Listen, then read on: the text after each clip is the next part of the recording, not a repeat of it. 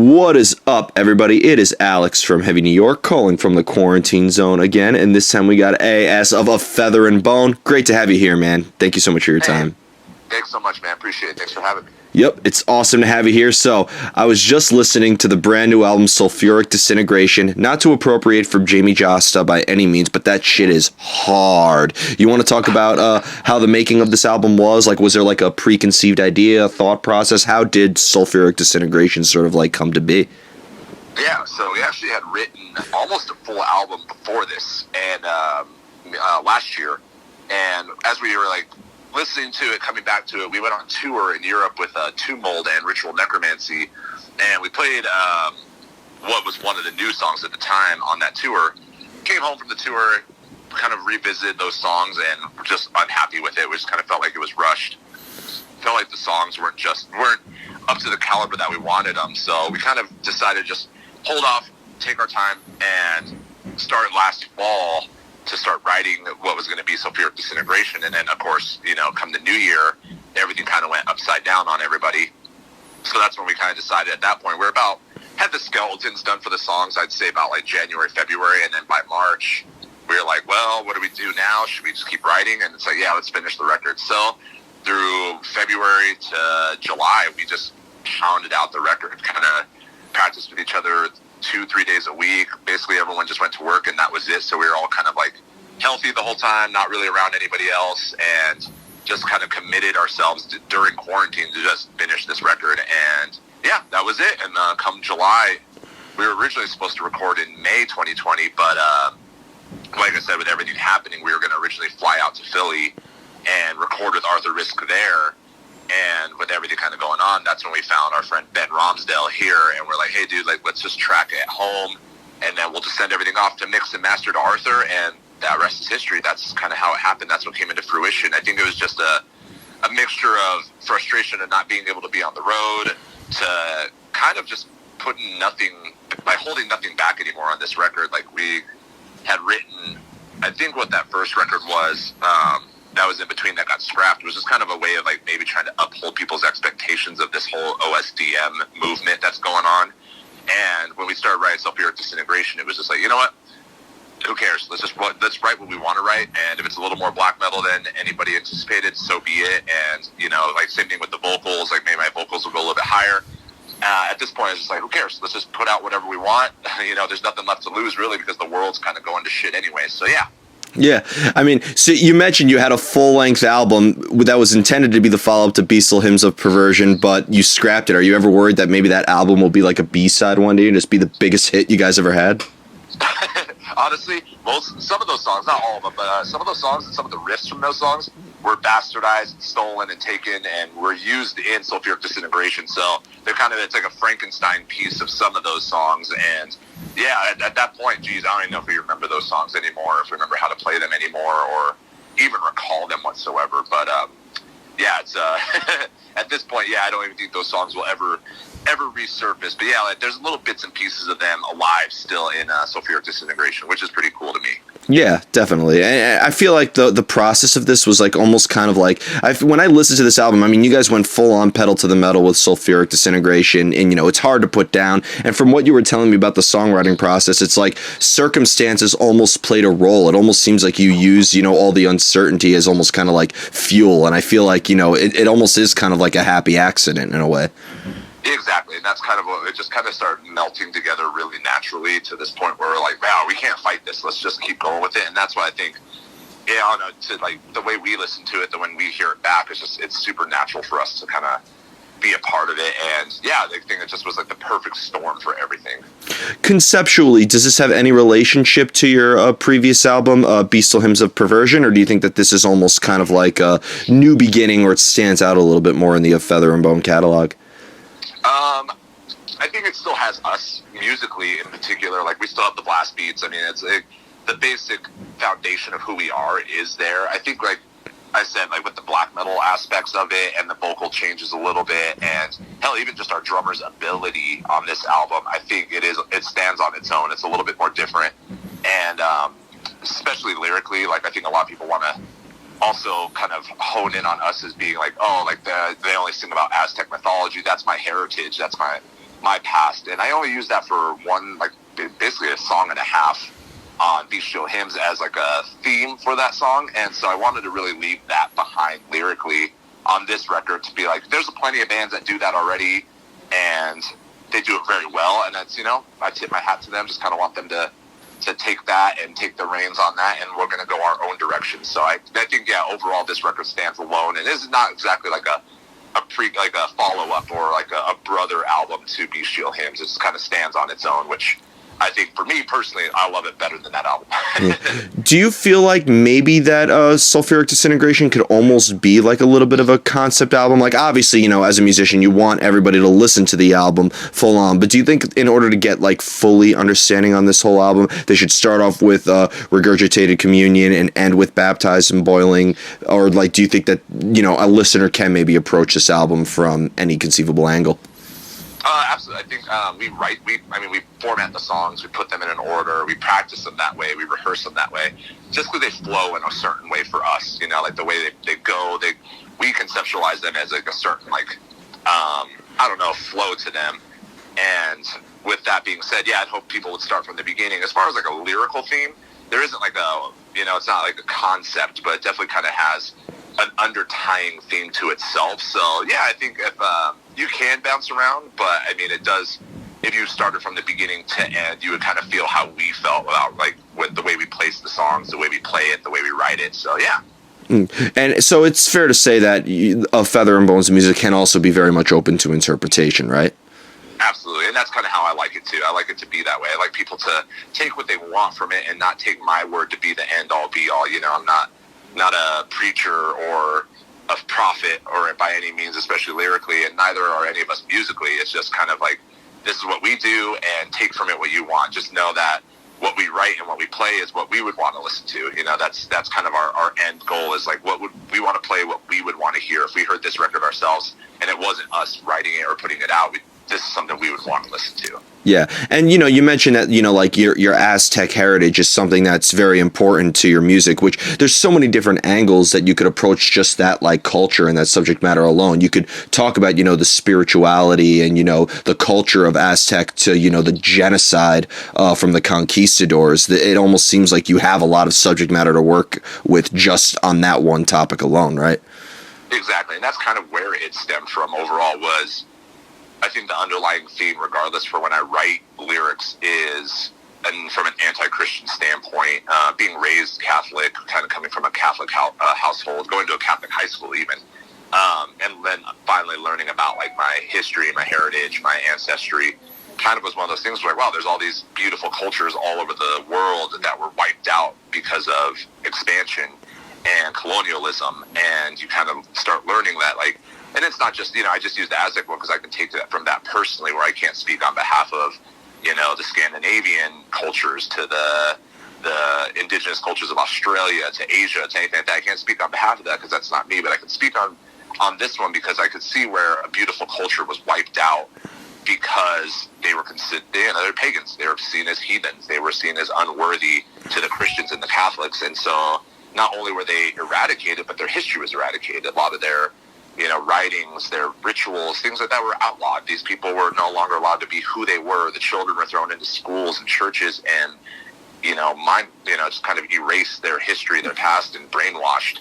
And I think that's where my standpoint came from, more than just like the mystical side or the mythological side or even like the ritual side of it. It's more just an anger towards what Christianity and Catholicism do to our society nowadays, and how prevalent it is, whether people want to believe it or not, whether they do believe in it or not, that a lot of what we do and a lot of our standards and a lot of the way we run our world, it comes from a rooted history of Christian expansion. And for me personally, I can't stand it. I hate it. I think it is an abomination, and that's why in some of these songs you can see like Regurgitated Communion, Baptized in Boiling Phlegm.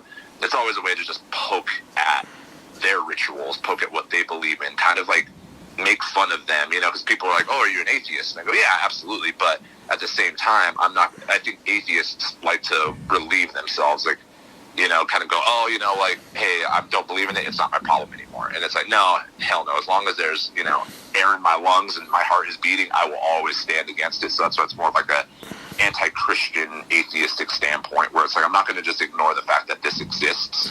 it does exist in our world, and I'm here to poke at it. I'm here to make a mockery of it as much as I can. Which is really, really powerful. And I think, the anger and the disdain is like really felt, obviously lyrically, but also musically. Do you feel that? Has there ever been a time where you had like lyrics or maybe even like a story in mind, and that maybe helped influence the direction of the music itself? No, absolutely not. Actually, Dave, just kind of, our guitar player, just kind of like, he writes just so naturally. He just, I think the way he always kind of puts it is like, I just want to write something that sounds sad because I am sad, And it's like, not that it's an alarming thing, but he's like, yeah, like the world is a tough place to be in. It's not a happy place to be in most of the time. And for him, it's reflected in his music. So I can really feel that with him, just because one, being best friends with him, but two, being in a band for so long and seeing the way he writes and the way his riffs and chord progressions change. You can hear the somber tones in them. And so that kind of just like, I don't know, it's the catalyst for me when I start writing lyrics. I like to have, I'll have some ideas in mind in the back of my head and like maybe written down in a notebook. But when he starts writing the riffs, I kind of go, yeah, this solidifies what is kind of in the precursor of my brain before I sit down to write the lyrics. Definitely. And have you ever had like the best lyrics ever too? Or nothing could be more heartbreaking, right, than having like the best lyrics, but then they're like one syllable over or under like every arrangement you have? You have no idea. That happens so many times where I like to jam a lot of words into a section, and even when we're recording that, Dave and Preston will hear those parts and just kind of go, hey, like you need to cut down the amount of syllables, the amount of just words here, and you got to cut some of the fat out. So yeah, there's some parts where, like, especially on this record too, like I kind of spaced out my vocals a little bit more than I did on Beach Shield Hymns. And I firstly enjoy it, but two, it was like there's some lyrics I cut out. I was like, I really enjoyed that. But hey, it's for the integrity of the whole song and the record, not just for my own, benefit. Yeah.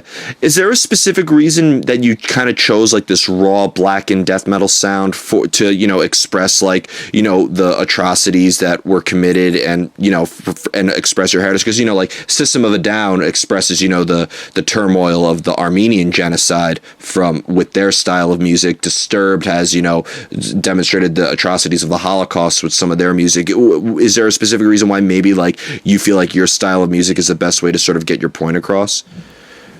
I mean, yes and no. I think mainly it's just like we just love death metal.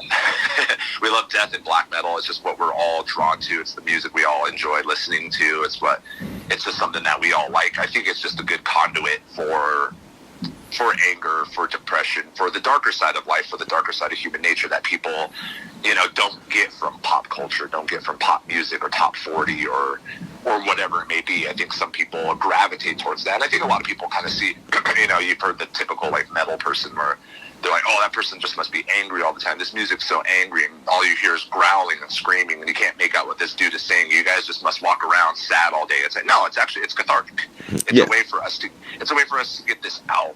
It's, it's so visceral that when it comes out, you kind of, it's meditative. It's a way of just getting it out into the air, getting it open, not bottling it in. And then afterwards you kind of go, wow, I feel a lot better now. And, frankly, we're actually all really nice people. We're nice dudes. We're approachable. We're happy for the most part with most of our lives. This is a way of getting that side of our being out and without holding it in. And some people don't have that. Some people don't have that release, whether it's music, art, physical activity, whatever it may be. Some people kind of turn to darker methods, whether it's, sometimes addiction, sometimes just physical self-abuse, whatever it may be. Some people don't have that outlet, and nor do they have an explanation for it. And that's kind of where Sulfuric Disintegration kind of took its hold for me, was in the idea of suicide and the idea that some people don't understand why they have the voices in their head, these demons that follow them around, and the different reasons why those demons exist, whether it's through religious fanaticism, through expectations of life, through just not even understanding why the brain works. But it leads some people to just wanting to not be part of this existence anymore.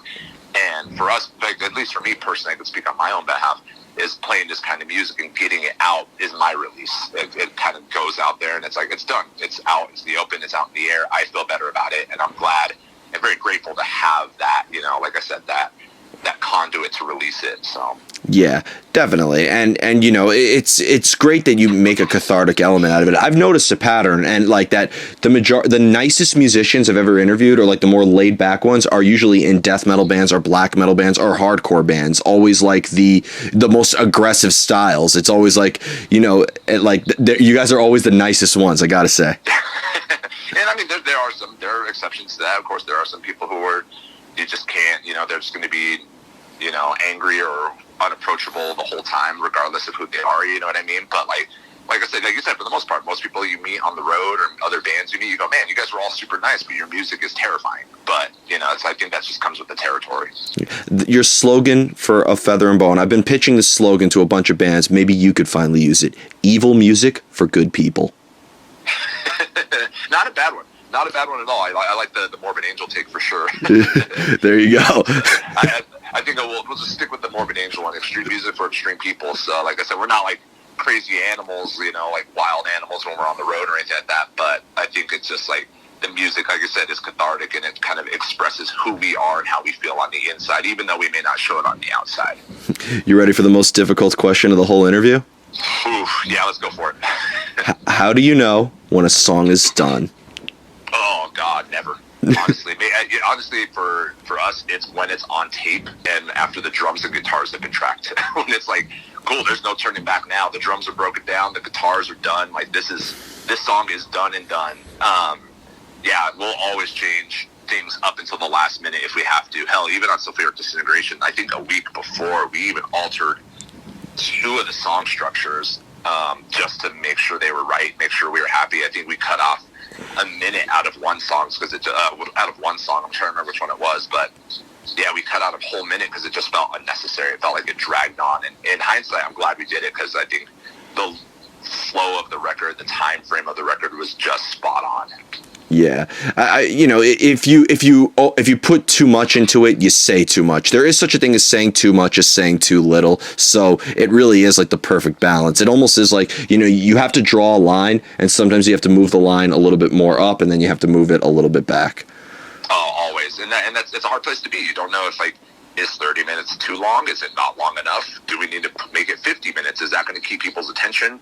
You know, I think for us, it's always been just no frills, go in, especially live. It's just go in, get the job done, get the hell out of there, and just leave people's heads spinning the whole time, not give them the gratuitous, oh, here's a 3-minute break between songs, I got a joke, let me talk about the state of the world or whatever. It's like, no, we're just here to get this done, get our job done, and get the hell out of there, and then the next band go on, you know? And I think that's kind of what we try to reflect on when we record and put a record out. It's like, there's no frills, it's nothing, it's just going to be an onslaught and just berate you the whole time. Mm-hmm. And again, you're damned if you do and damned if you don't. Exactly, always. You can't please everybody. Yeah. But being damned in any way is metal as fuck. Hell yeah, absolutely. I have 2 more questions for you, but in order to like get that inspiration, that creative drive in a way, like do you almost have to like be in a certain place, or do you have to put yourself in a certain element, or does inspiration sometimes strike when you least expect it?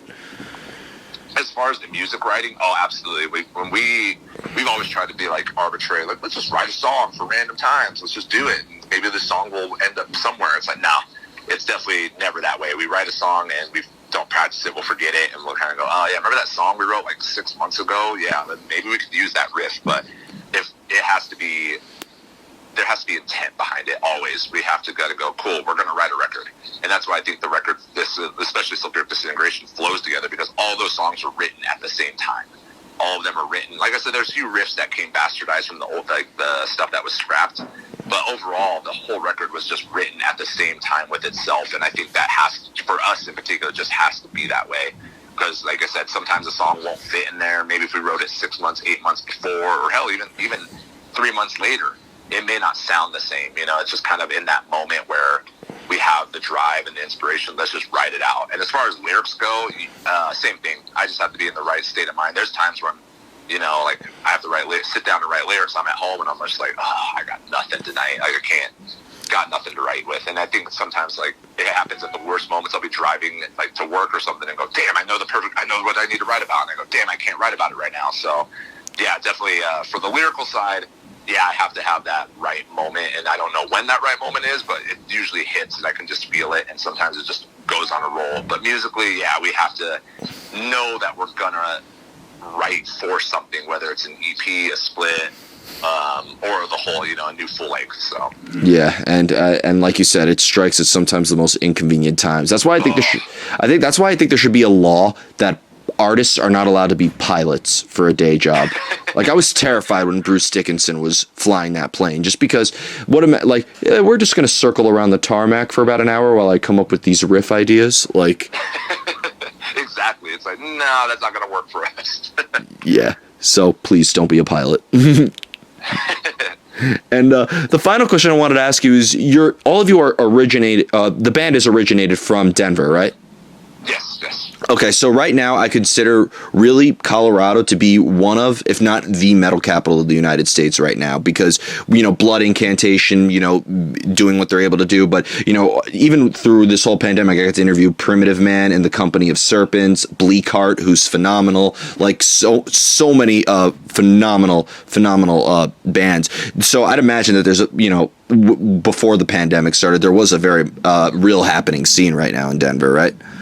Absolutely. Just seeing Bleakheart come out, see some newer bands kind of start to pop up was like super exciting, because I think people think of Denver and they're Primitive Man, Blood Incantation, Spectral Voice, Chemists, in the Company of Serpents, us.